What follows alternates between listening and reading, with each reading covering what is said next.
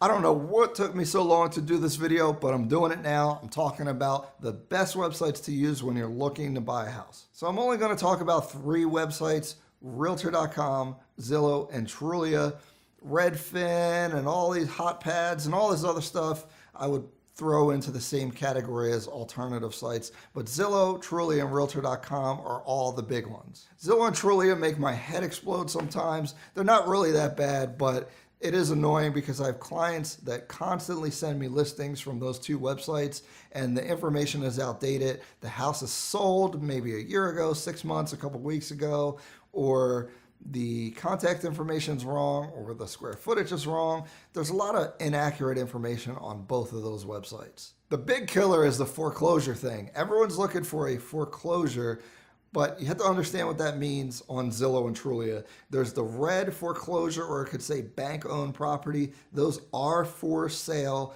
You can actually look at those homes. They're listed in the MLS as well. The blue foreclosure, or pre-foreclosure, is basically they're doing some kind of search and finding the properties where the bank has started the foreclosure process. You can't really do much with those other than if you want to reach out to those people and offer to help them by buying their house, maybe doing a short sale. That's what that's for. But if you're a regular consumer and you see that blue foreclosure, take the filter off because it's not really a listing. So now let's talk about Realtor.com. Obviously, the name Realtor.com, the National Association of Realtors, runs that website.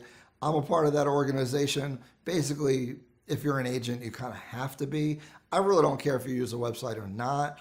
I do find the information much more accurate than Zillow and Trulia, and for that reason, I would recommend you using it. Also, on Realtor.com, the listing agent is shown on the listing, so if you have questions or if you need information, you can actually talk to that listing agent, which can be a good thing or it could be a bad thing, because you don't really want to be in a dual agency situation where the agent is talking to the buyer and the seller. You don't really want to do that. You want your own agent. Now on Zillow and Trulia, there's like 3 different realtors listed on there, and if you click I want more information, it's a race for those realtors to contact you because they want to be your agent. And all 3 or 4 or however many are on there are going to call you, and they're going to relentlessly call you and call you because they're trying to gain your business and they're paying to get into that listing.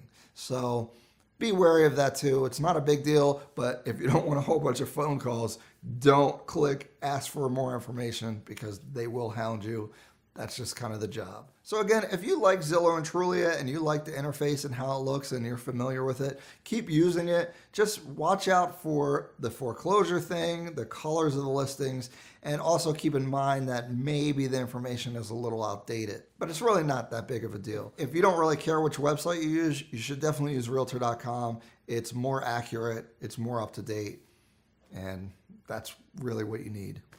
So what website do you use when you're looking for homes or you're checking out the market? Put it in the comments. And if you do have questions or need real estate help, contact me directly. Call, text, email, however you want. I pride myself in my accessibility, and I definitely will get back to you. Thanks, guys. Bye-bye.